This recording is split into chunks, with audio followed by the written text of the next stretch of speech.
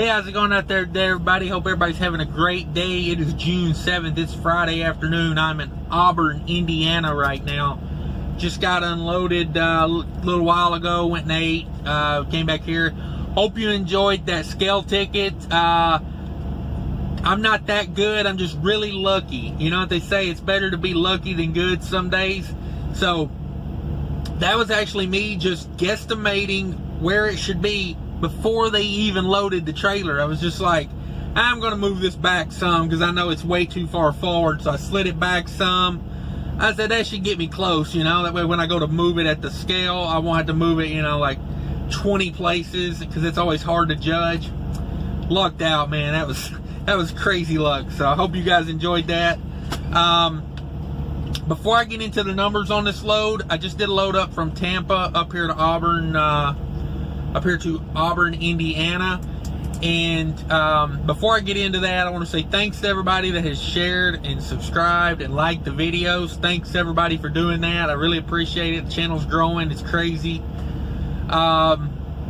You know, it's way more than I thought it would be. I kind of just started this channel just, you know, basically to, you know, because the stuff I was watching on YouTube I wasn't that impressed with, and I'm like, I'm gonna put my numbers and my strategies out there, you know, because maybe it'll come back to me, you know, as far as you know, like people will help and give me ideas and suggestions. So that's mainly why I started it. And I do appreciate all the suggestions and the comments everybody leaves. For the most part, they are like very positive and very good. And I thank everybody for that. For all the people that think I'm hauling freight too cheap, you know, start a carrier.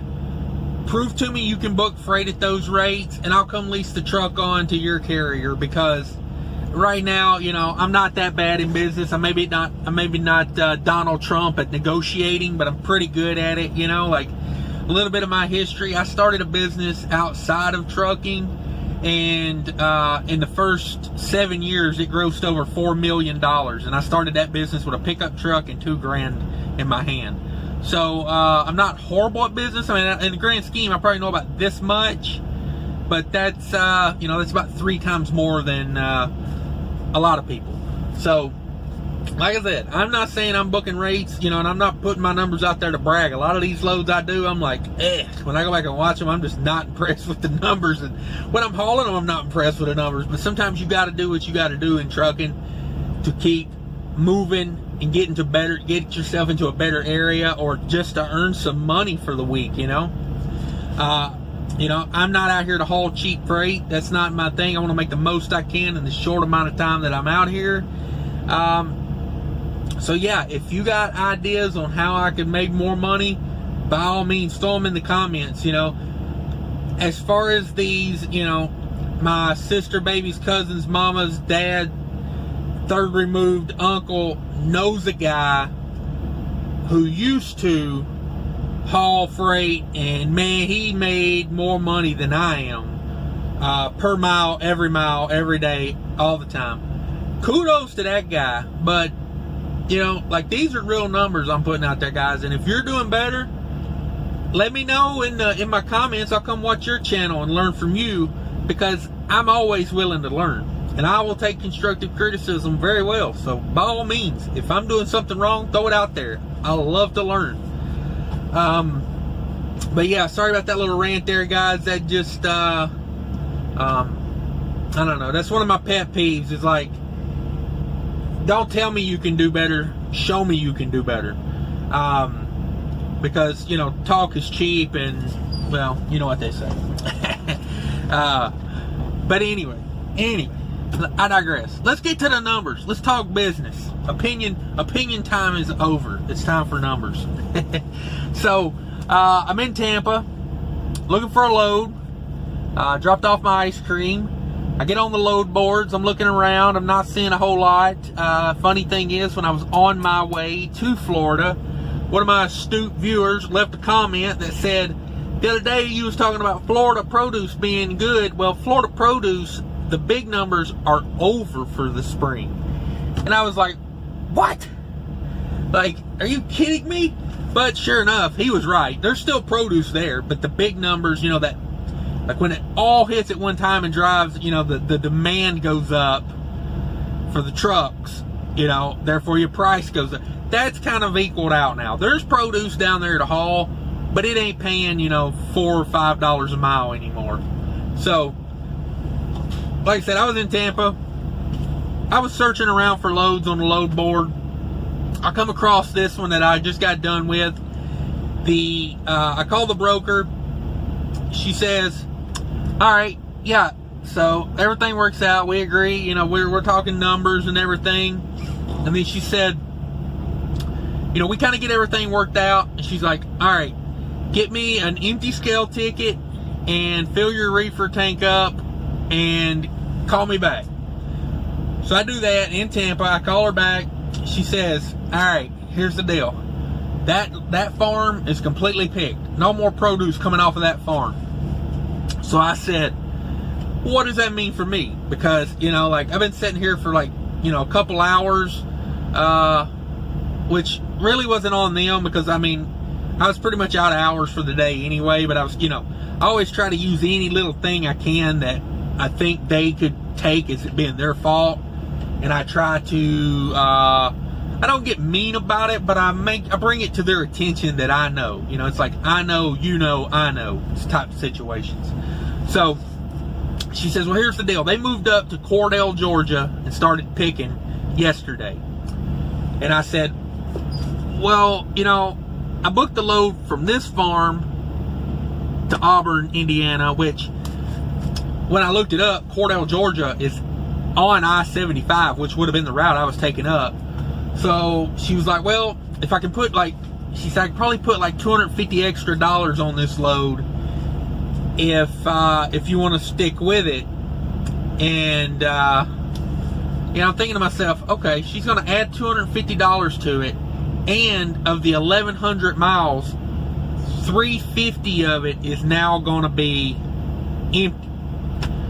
So I'm like, yeah, I guess maybe we can do that, which in reality I was thinking that just got a lot sweeter. But anyway, so wasn't a great paying load. It was it ended up being $22.50 for the 1,100 miles, which, you know, puts me in at like, you know, just a hair over $2 a mile. $3.50 of that was deadhead, and that $22.50 to the carrier. It's $1,800 to the truck.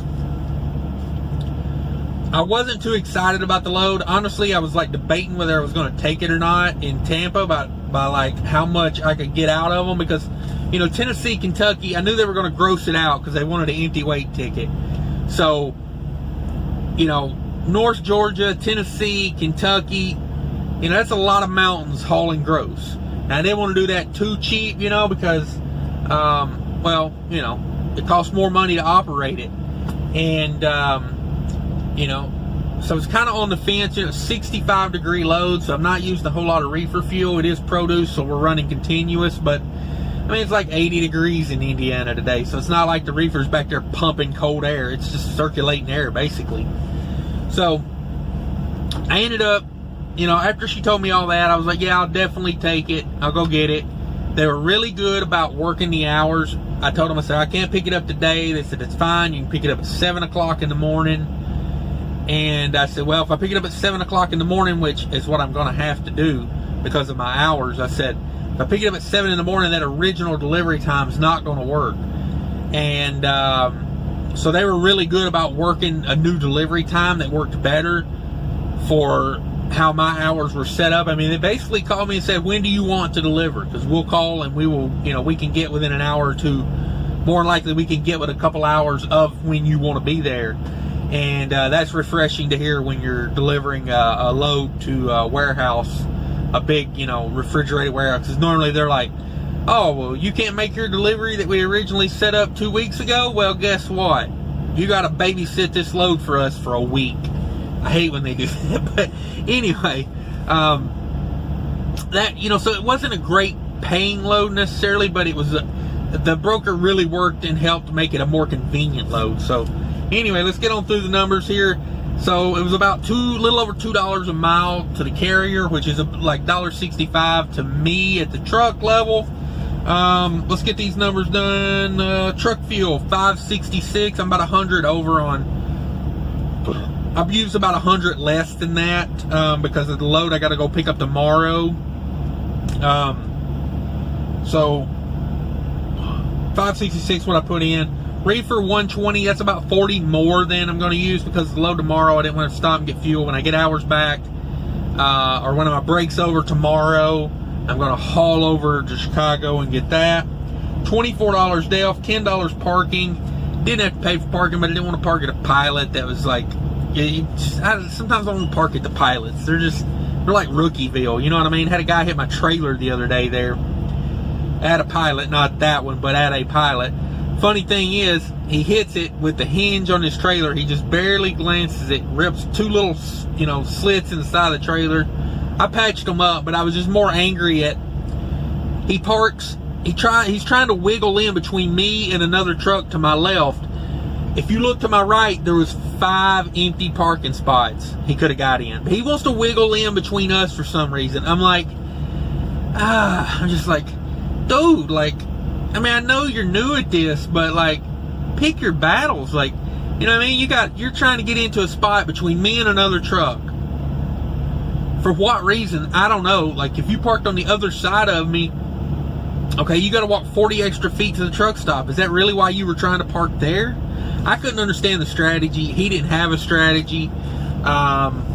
Just really annoying, just having to deal with stuff like that. But anyway, $23 in scales. They wanted an empty scale ticket. I filled up with fuel, got them an empty scale ticket the next morning. I went and loaded it, so I had to pay for a second scale, which brought me out to, and $11 in tolls for crossing the bridge in Louisville there. I went up to Chattanooga, then went up 24 up to Indianapolis, and then over here because I didn't want to do all that like off freeway driving, which may have been a better route because I haven't been up 69 from Indianapolis up to Fort Wayne in I don't know, a year or two. Whoa, holy construction zone. Like, it looks like a war zone up there. It looks like a couple bombs been dropped on 69.